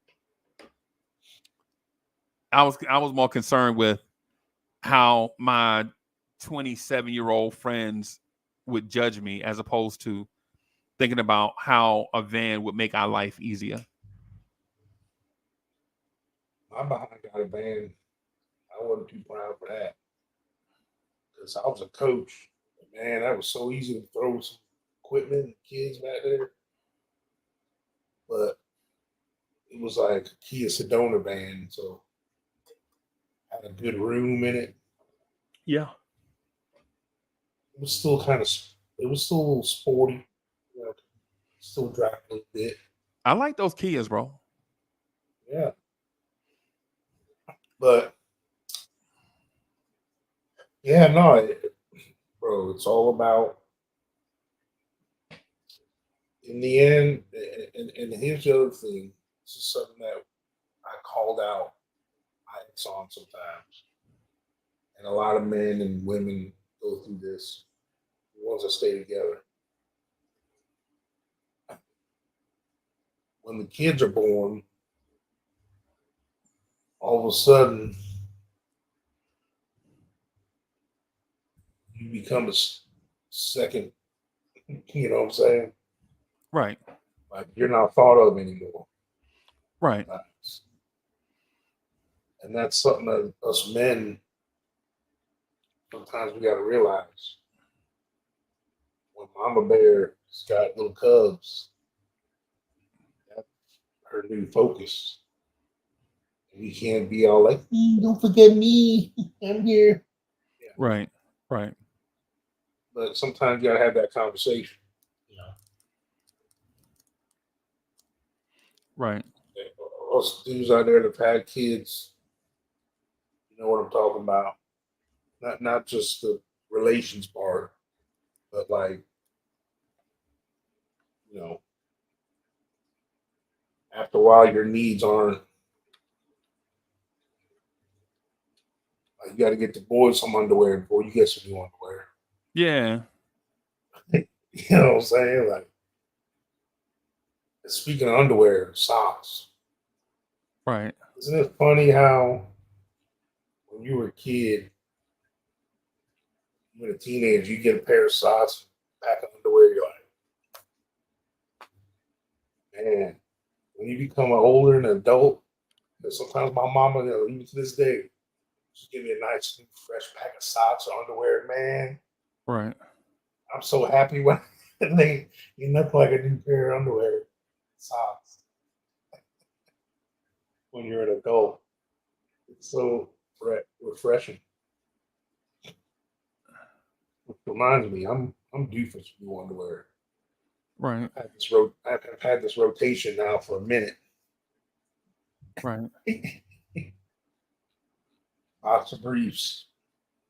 Right. Are you a boxer brief guy or boxer? Me? Old school, tight whitey. So I'm boxer brief, right?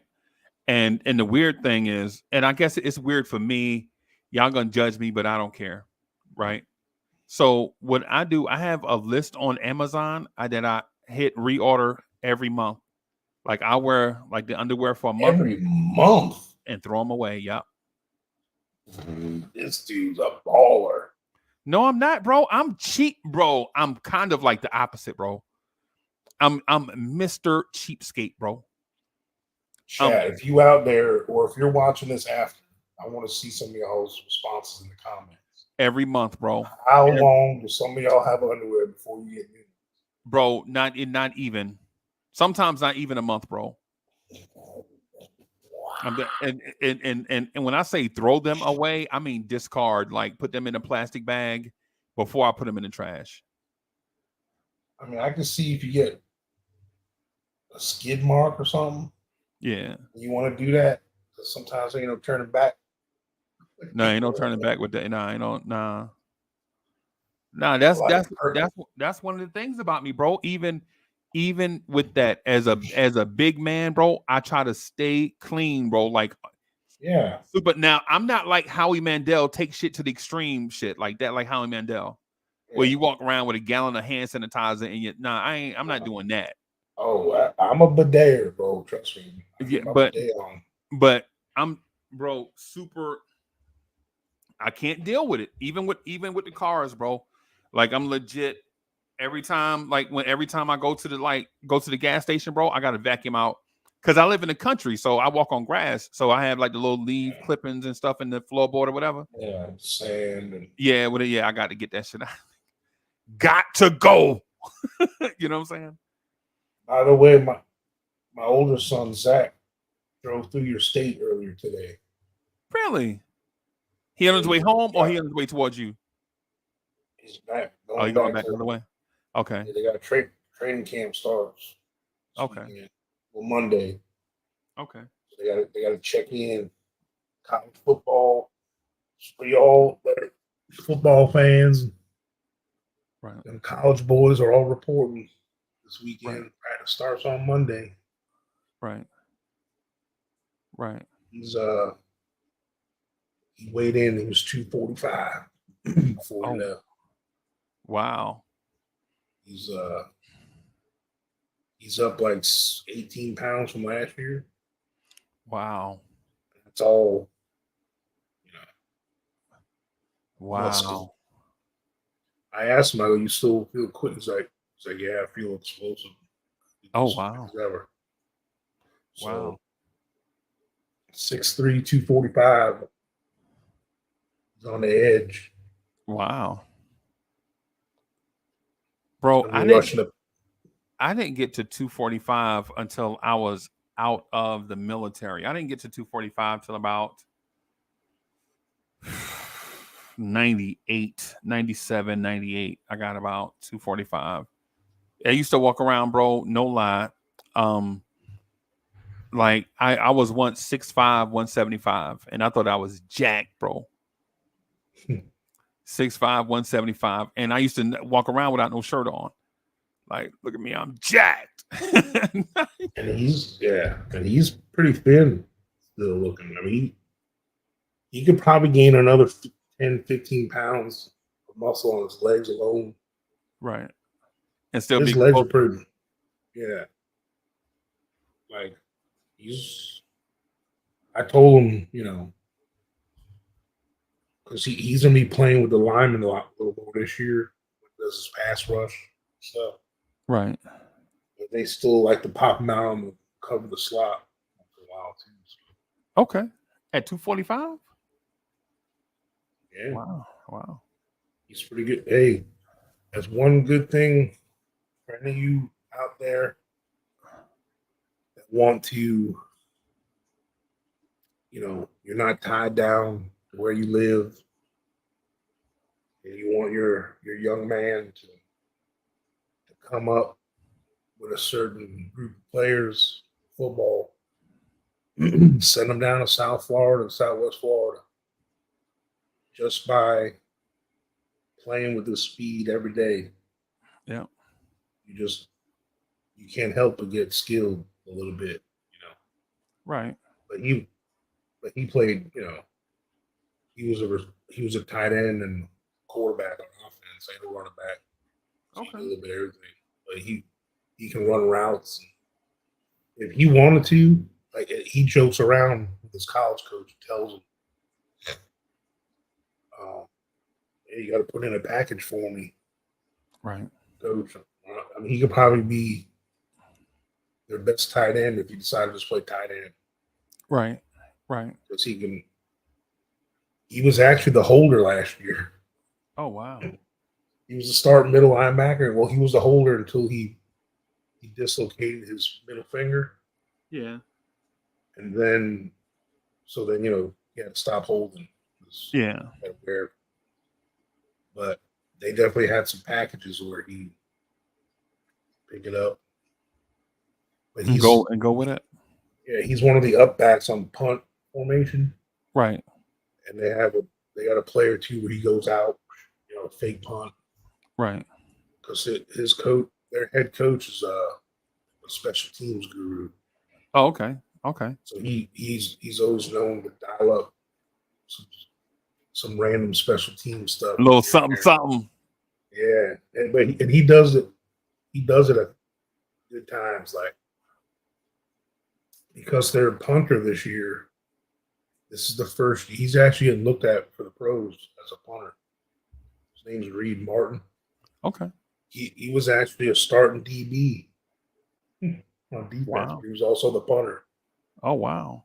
Yeah, but this year, and he also did kicks. He did extra points and whatnot. Right. So this year, because he's been getting some looks at punt, he's just concentrating on punting now. Okay. So, yeah, he was like a second team All-American like last year, or the year before last, or Okay. something. Yeah, it's pretty good. But so anyway, yeah, I'm looking forward to that. I'm actually gonna try to go to some more games this year than I did last year. My schedule is a certain way where I can. Yeah. Yeah. So yeah, man, that sounds like fun. Yeah. College game day, bro, is fun, bro. Going to the hotel like that the night before, getting up, going to eat breakfast, and then visiting with your people before the game, and then going to the game or whatever. Yeah, man, bro, that's always a good time. And I'll send you the links this year to, some of this, if you want to check out one of his games or whatever. It's the streaming links, right? Yeah. Yeah, man. No doubt. Yeah, man. I see King Ribby is in the building. Allah Wise is in the building. Yo. Yeah, man. So I appreciate y'all coming through and hanging out with us. I'm talking some relationship corner. Man, appreciate y'all doing that, man. Coach, I want to wrap this right here so that I can edit some stuff.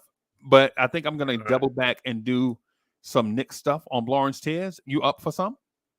Hell yeah. Okay. So I'm gonna wrap right here. Probably, I'm probably need about 30 minutes or so for the notification to go out, and then I'll send you the link, and then we'll go over there, and then we'll talk about why Isaiah Hartenstein was ultimately bad for the Knicks.